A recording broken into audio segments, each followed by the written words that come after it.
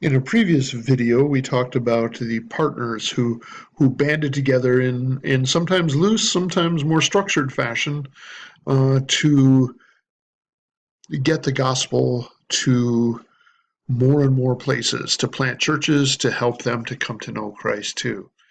So now I want to talk a little bit about those opponents of the gospel. As soon, of course, as the gospel begins to expand, we could expect opposition to arise from the enemy as he tries to thwart everything that happens in the church. So let's look at these opponents of the gospel. Sometimes they're opponents because of their bad teaching. Their ideas do not fit with the gospel. They pervert the gospel, they twist the gospel, and perhaps lead you in a completely different direction. Or sometimes it is their actions. The first one is orthodoxy. The second one is orthopraxy, right behavior. And sometimes it's their behavior that deceives, that thwarts, that sends the church in a completely different direction.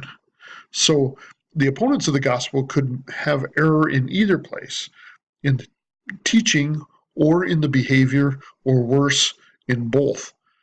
So let's look at some of these opponents of the gospel along the way. We have already seen from the gospel stage the Roman Empire in the person of Pilate, in the person of Agrippa, watching as Festus and Felix make decisions from a political orientation rather than understanding and knowing what is truly happening. So they're protecting the Roman Empire. And so in that sense, they're opponents of the gospel, but it's not because of the theology, it's because they are trying to protect their turf. Same with the Sanhedrin. We watch the Sanhedrin rise up and actually cause the death of Christ, and we see them questioning Peter and John, and we see them again standing in the way. But it's not here, though it may be some bad ideas, it is more trying to hold on to their power as leaders in Judea. So we put them under political opponents, opposition to the gospel, but in the sense of protecting your political turf. And then we have the Judaizers. These are the opponents that Paul is writing to in Galatia. They are people who desire to bring the Gentiles back under Old Testament law. So they want them to be circumcised. They want them to observe Jewish rituals. And when Paul is castigating them, he says, I wish they would go the whole way and emasculate themselves. So it's a comparison to circumcision, and these people in particular frustrate Paul, and because of the threat it is to the freedom that we have in the gospel. So these are the Judaizers, people who want to take believers and put them back under some of the elements of the Old Testament law. Then we have the legalists. The legalists are those who want us to submit to regulations, to look at certain aspects of asceticism, and to treat our bodies with severity in order that we might become more spiritual, which Paul argues those things have no value in stopping the indulgence of the flesh.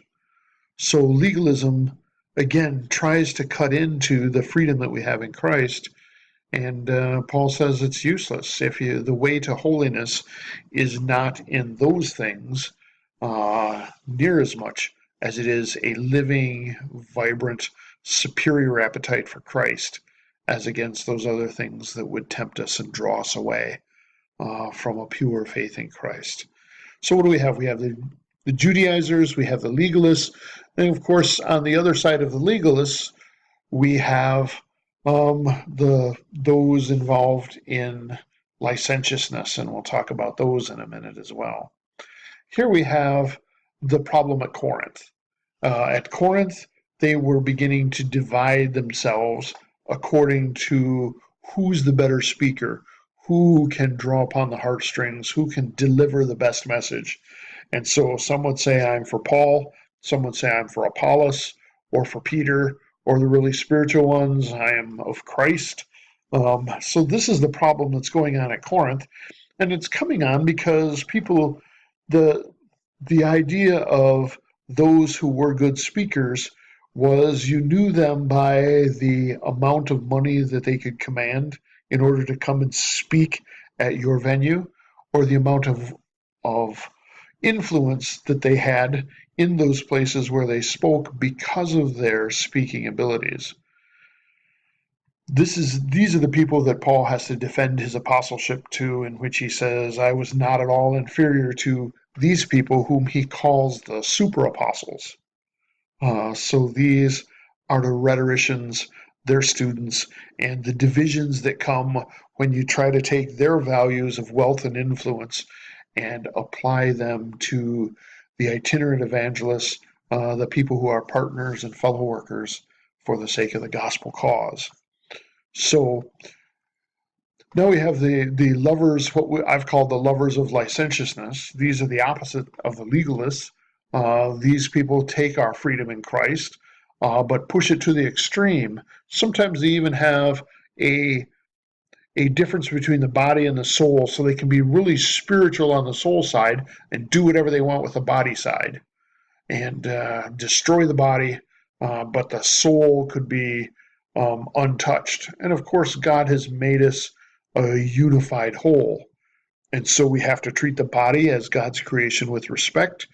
And the body is the house that the soul lives in. And so when one goes, the other goes.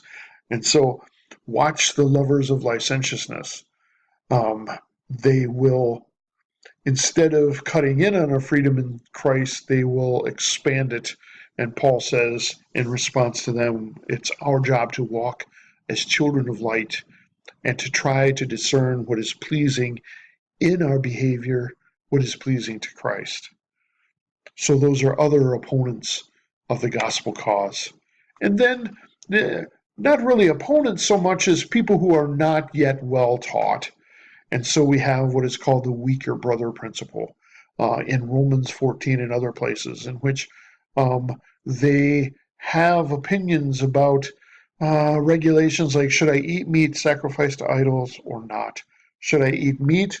Should I not eat meat? Do I treat days as special, or do I treat every day alike? Those are the weaker brothers, which means they're probably newer believers who have not been well taught in either our freedom in Christ or our what Paul would want in leading them on to maturity. And so Paul says, for these people who don't intend to be opponents of the gospel, but their thinking is wrong, and so these could be led astray, Paul says, our job, if our is mature believers, our job is to curb our freedom in Christ when we are with them, while they are instructed into a more mature understanding of the gospel. So in order that they don't stumble.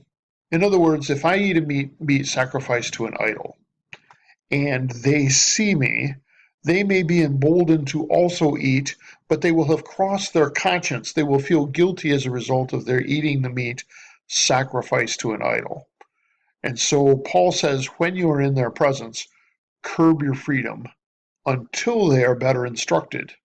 Now, this doesn't cover what we might call the professional weaker brother, who always goes around saying, your freedom offends me in this area or that area. And it is not our job to curb our freedom for anybody who whines, but to understand that the weaker brother has to do with their understanding of the faith until they are better instructed. It's our job as brothers and sisters in Christ to protect their conscience until their conscience can be better tutored, until it's stronger. So these are not strictly opponents, but they're thinking if it were to grow before they are better instructed, would begin to twist the pure nature of the gospel. And then Jude talks about the apostate, the person who has walked away from the faith. He describes him as following the way of Cain, or falling into Balaam's error, or like being involved in Korah's rebellion. It's interesting the way he describes, check out how many times he uses the word ungodly in verse 15 to talk about these apostates, people who have valued something else and chosen to walk away to accept either bad teaching or probably bad behavior as a trade for what we have in the gospel. So those are the apostates who have once been friend of the gospel, but now have walked away. And then, of course, we have people in the church sometimes who can be opponents of the gospel. And this would be someone like Diotrephes in 3 John, who John says is talking wicked nonsense about him. And he refuses to welcome the brothers. He's putting the brakes on the hospitality of the area because he wants all of the wealth, all of the resources, all of the influence to come to him and to his ministry. And so that is Diotrephes. He likes to put himself first. But can you imagine talking wicked nonsense against John and what the punishment might be for that?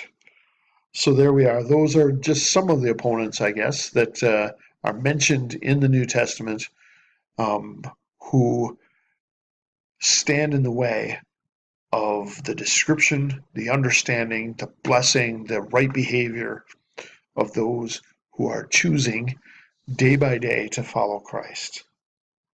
Thanks for hanging out.